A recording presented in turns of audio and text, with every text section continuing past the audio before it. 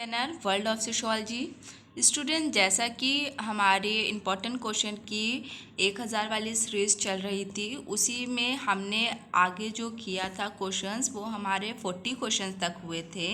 आज मैं 41 क्वेश्चन से ही आपका स्टार्ट करूंगी। ये क्वेश्चन आप लोगों के assistant professor UP PGT TGT और आपके जीआईसी और जीडीसी और नेट जेआरएफ एग्ज़ामिनेशन के लिए इम्पॉर्टेंट है। ओके, सो कंटिन्यू करती हूँ मैं उसी सीरीज़ को आगे। आपका जो 41 क्वेश्चन है, सो ये क्वेश्चन हमारा है, निम्नलिखित में से किसका यह कहना है कि समाज सामाजिक व्यवस्था की सभी परतों में उपस्थित अत्यावश्यक समन्वित संघों के विभिन्न प्रकारों में प्राधिकरण संबंधों का एक संगठन है।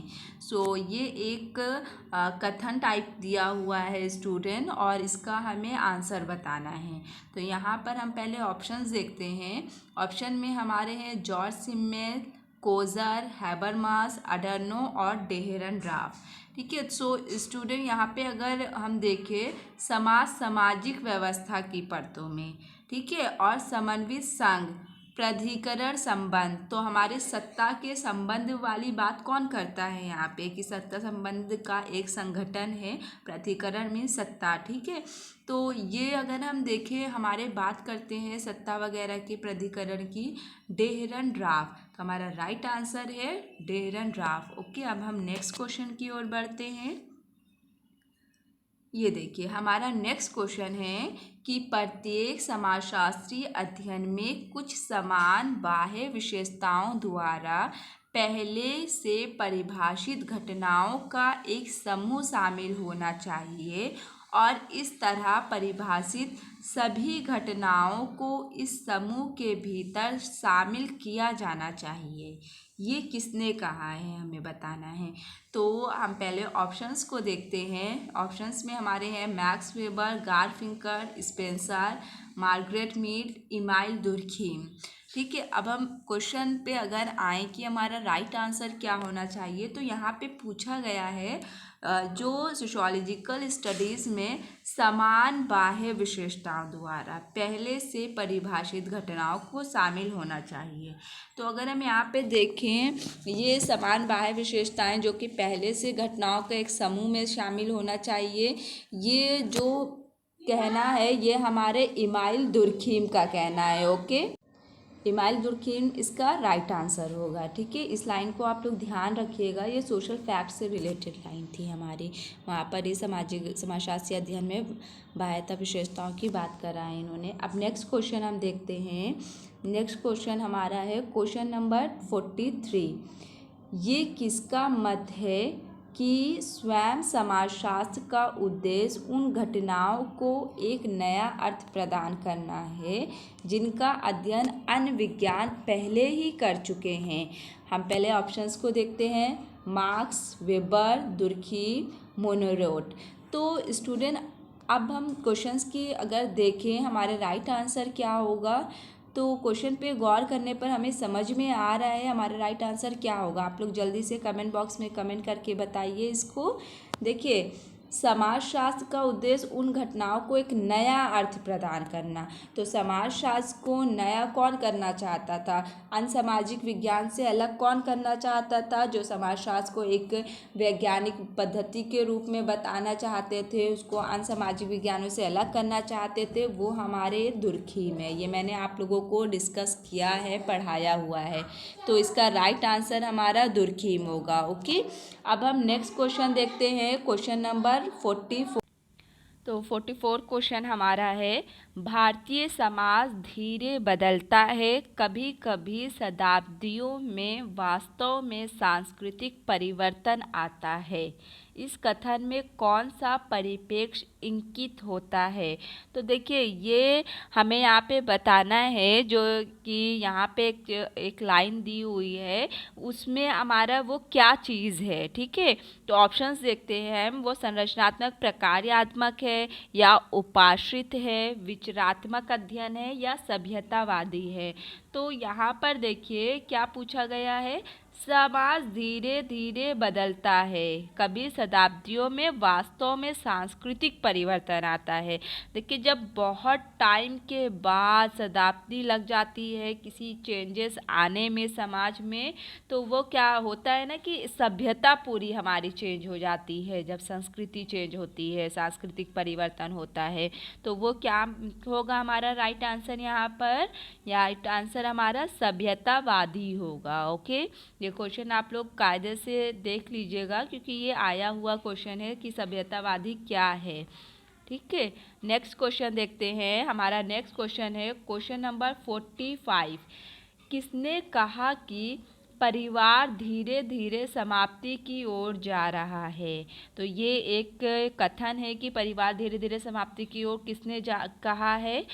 तो इसको हमें बताना है। यहाँ पर देखिए, आपका पहला ऑप्शन है गुडे, सेकेंड ऑप्शन है पार्कर एडरसन, थर्ड ऑप्शन है रॉबर्ट बेरस्टीट और फोर्थ ऑप्शन में दिया हुआ है फाल्सम। तो अगर हम देखें परिवार धीरे धीरे समाप्ति की ओर जा रहा है, ये कहना है गुडे का। ठीक है, इसका राइट आंसर हमारे गुडे होंगे। अब नेक्स्ट हम देखते हैं क्वेश्चन नंबर 46। ठीक है, सो स्टूडेंट क्वेश्चन 46 हमारा है, किसने कहा कि भारत की एकता इसके इतिहास में अधिकांश समय सामाजिक या राजनीतिक एकता होने के बजाय संस्कृति ही रही है? तो ये एक कथन है। ये किसका कथन है हमें यहाँ पर बताना है?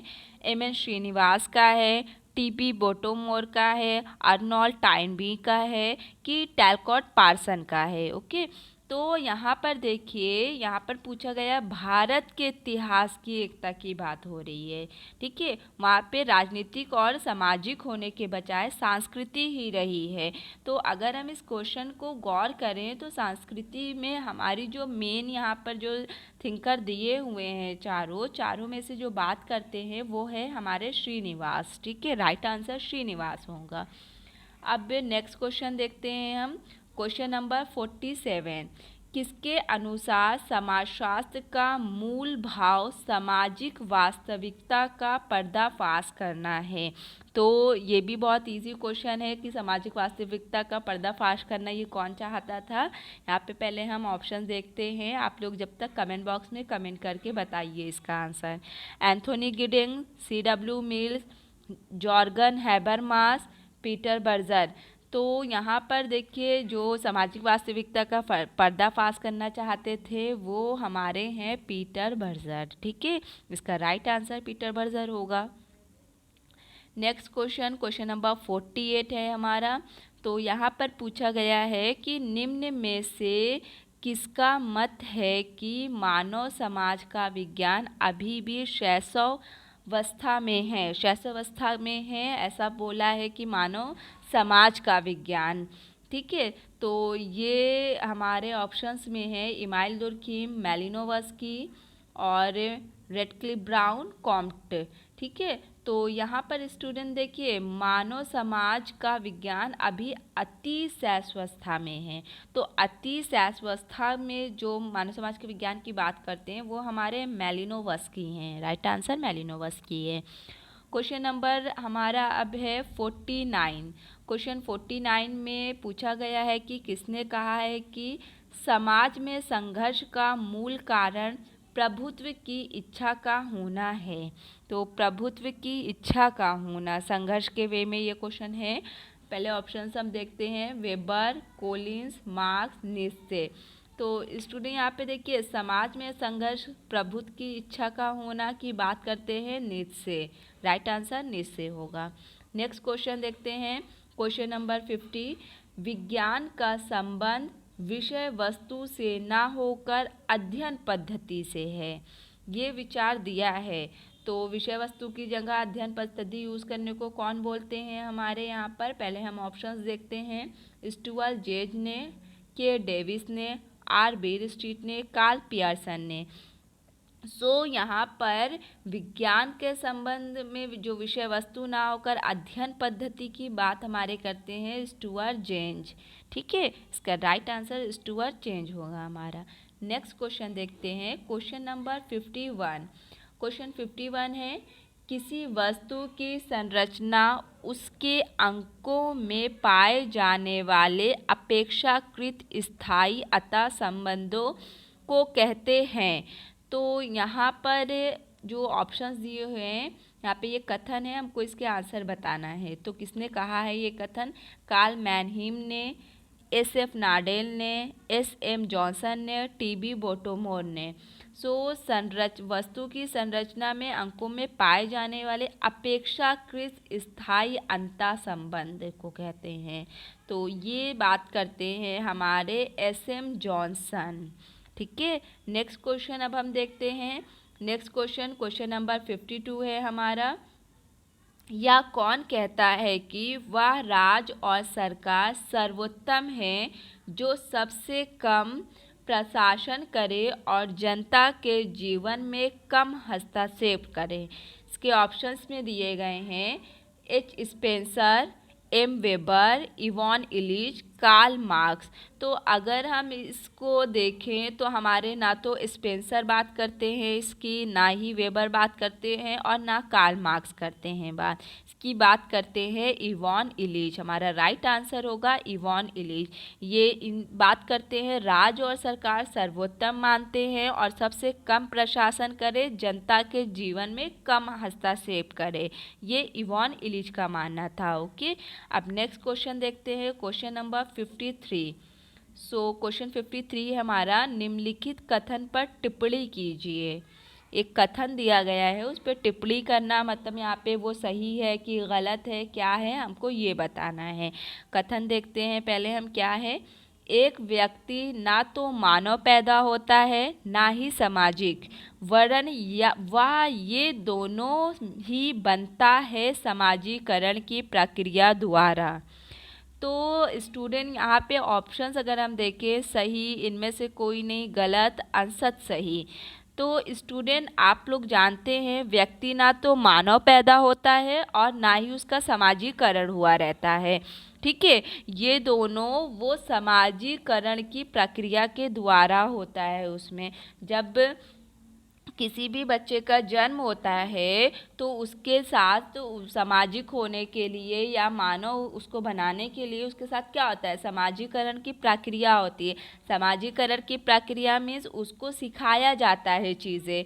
ठीक है, जो चीज़ें हम सीखते हैं सिखाया जाता है, इस तरह से उसका सोशलाइजेशन होता है। पहले उसकी फैमिली में, फिर उसके बाहर वो जाता है, बाहर होता है, इस तरह से वो एक सामाजिक मानव बनता है। ठीक है, समाज की चीज़ों को वो समझता है। तो ये कथन पे अगर हमें टिप्पणी करना है, गौर करें तो ये सही कथन है हमारा। ओके, नेक्स्ट क्वेश्चन है क्वेश्चन नंबर 54। समाजशास्त्र समाजशास्त्रीय अभिकल्पना एवं शिल्पकारिता का विषय है। ये क्वेश्चन देखिए कई बार ये आया है एग्जाम में, शिल्प का और हमारे सोशोलॉजिकल डिज़ाइन जो अभिकल्पना, यहाँ पर अभिकल्पना और शिल्पकारिता की वैसे बात, ये बहुत कॉमन क्वेश्चन है। अगर आप लोगों को इसका आंसर पता है तो आप लोग कमेंट बॉक्स में कमेंट कर सकते हैं। ठीक है, यहाँ पर देखिए इसके ऑप्शंस में जो दिया हुआ है, मिल्स है, सोरोकिन है, कॉम्ट है और वेबर है। यहाँ पर स्टूडेंट्स देखिए, देखिए यहाँ पर कि जो इसकी बात करते हैं कि समाजशास्त्रीय अभिकल्पना और शिल्पकारिता के विषय में, ये मिल्स महोदय करते हैं। तो स्टूडेंट इसको याद रखिएगा, ये हर बार एग्ज़ाम में असिस्टेंट प्रोफेसर, पीजीटी, नेट, ये कई बार ये क्वेश्चन रिपीटेड है और हमेशा ये पूछा जाता है, ध्यान रखिएगा। ओके, अब क्वेश्चन नंबर 55 हमारा है। क्वेश्चन 55 क्या है देखते हैं। किस जर्मन समाजशास्त्री ने तर्क दिया कि प्रौद्योगिकी ने आधुनिकता का एक नया रूप उत्पन्न किया जिसमें अधिक तर्कसंगत औद्योगिक युग की अपेक्षा सहज रूप से अधिक जोखिम या अनिश्चितता शामिल हुई? तो ये एक तर्क है और हमको बताना है ये किसका तर्क है। जर्मन समाजशास्त्री हैं, उनका तर्क है ये। यहाँ पे ये चीज़ भी हिंट के लिए मेंशन है। तो यहाँ पर हम देखते हैं डेनियल लेविल हमारे ऑप्शन में है, मैक्स वेबर है, निको स्टीयर है, जॉर्गन हैबरमास है और यूरिक बेक है। तो यहाँ पर अगर हम क्वेश्चन को देखें, यहाँ पे एक कीवर्ड हमारे लिए दिया गया है कि तर्क संगत औद्योगिक युग की अपेक्षा जोखिम या अनिश्चितता शामिल है। तो जोखिम भरे समाज की बात कौन करते हैं? जोखिम भरे समाज की बात यूरिक बेक करते हैं। ये मैंने आप लोगों को कई बार बताया हुआ है। ओके, अब हम आगे बढ़ते हैं। हमारा क्वेश्चन नंबर 56 है। यहाँ पर देखिए 56 क्वेश्चन है जो कि समाजशास्त्रीय क्षेत्र में किसी अन्य लेखक की अपेक्षा हर्बर्ट स्पेंसर के सामाजिक सिद्धांतों ने अधिक विवाद उत्पन्न किया है, या किसने कहा है? देखिए, ये हर्बर्ट स्पेंसर के सामाजिक सिद्धांतों पर एक टिप्पणी किसी ने किया था, एक आलोचनात्मक स्टेटमेंट है ये। तो अगर हम इसको देखें आंसर्स में, तो जैसे यहाँ पे बोगाल्डस है, बीर स्ट्रीट है, सोरोकिन है और मार्विन है। तो ये जो टिप्पणी की थी, ये कहा था हर्बर्ट स्पेंसर के बारे में, उनके सिद्धांतों के बारे में, वो बोगाल्डस ने कहा था। ठीक है, इसको ध्यान रखिएगा आप लोग। नेक्स्ट क्वेश्चन है क्वेश्चन नंबर 57।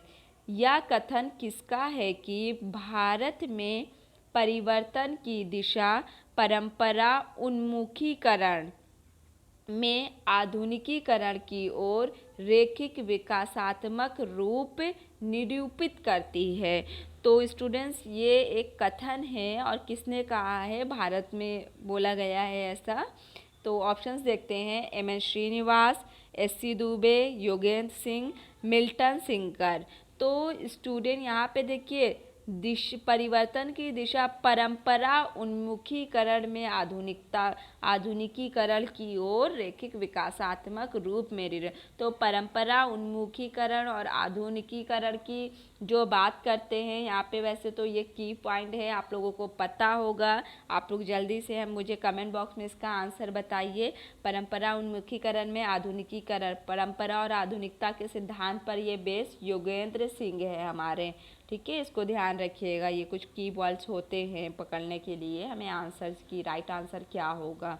आगे बढ़ते हैं हम। यहाँ पर देखिए नेक्स्ट 58 क्वेश्चन है हमारा। व्यवसाय और केवल व्यवसाय में जाति प्रथा की उत्पत्ति के लिए उत्तरदायी है, या किसका मत है? तो ये एक कथन है, ये भी एक लाइन है, तो उसको बताना है किसका है। ऑप्शंस देखते हैं हम। R Nesfield, J H. Hutton, M N. Srinivas, G S. Ghurye. तो हम देखें यहाँ पे व्यवसाय और केवल व्यवसाय में जाति प्रथा की उत्पत्ति उत्तरदायी है। तो जाति प्रथा की उत्पत्ति जो कि व्यवसाय को माना है, तो ये हमारे नेस्फील्ड है। ठीक है, इसको ध्यान रखिएगा कि जाति प्रथा की उत्पत्ति व्यवसाय के वे में नेस्फील्ड ने माना है उसको। नेक्स्ट क्वेश्चन देखते हैं। क्वेश्चन नंबर 59 है हमारा कि निम्नलिखित में से यह कथन किसका है कि सामाजिक संघर्ष सुरक्षा कपाट का कार्य करता है? अब देखिए यहाँ पे ये क्वेश्चन भी बहुत ही आप लोगों का इजी क्वेश्चन है। सुरक्षा कपाट आप लोगों को पता होगा कौन बात करता है संघर्ष के वे में। जल्दी से कमेंट कर दीजिए इसका आंसर मुझे। पहला यहाँ पे हमारा ऑप्शन है कार्ल मार्क्स, लेवी जे कोजर, राल्फ डेहरनड्राफ, टी वेबलेन। तो स्टूडेंट यहाँ पे जो वर्ड यूज़ हुआ है संघर्ष में सुरक्षा कपाट, मैंने आप लोगों को ये पढ़ाया भी हुआ है। सेफ्टी वॉल की बात जो करते हैं, हमारे सेफ्टी वॉल की बात देखिए जो करते हैं वो है लेविस कोजर कि जो संघर्ष हो रहा है वो एक सेफ्टी वॉल की तरह है। जैसा कि कल भी हमने ये इस तरह का क्वेश्चन एक किया था कि एकता, संघर्ष में एकता की बात हमारे कोजर ही करते हैं, लेकिन कल शायद मैंने गलती से जो उसका आंसर है, मैंने वहाँ पर 35 नंबर क्वेश्चन था, तो मैंने वहाँ पर आपको आंसर में शायद गलती से कोलिंस बता दिया है, बट इसका आंसर कोजर है क्योंकि कोजर सामाजिक संघर्ष सुरक्षा कपाट की भी बात करते हैं, क्योंकि संघर्ष जो है वो हमारे लिए एक सेफ्टी वॉल होती है और वो सोसाइटी में एकता पैदा करती है। मैं आप लोगों को वो क्वेश्चन दिखा रही हूँ जो क्वेश्चन की मैं बात कर रही हूँ। ये देखिए क्वेश्चन नंबर 35 था ना हमारा। बाह्य संघर्ष समूह के अंदर एक एकता पैदा करता है निम्नलिखित में से किसका विद्वान ने कहा है ये? तो ये हमारे कोज़र ने बोला हुआ है, ठीक है। बाह्य संघर्ष समूह के अंदर एकता पैदा करता है। तो स्टूडेंट जहाँ पे भी संघर्ष से एकता की बात आ रही हो, चाहे वो बाह्य समूह में इस तरह का भी हो, तो वो हमारा आंसर जो होगा वो कोज़र ही होगा, क्योंकि कोज़र ही एक ऐसे विद्वान हैं जिन्होंने संघर्ष से एकता की बात करी है, ठीक है।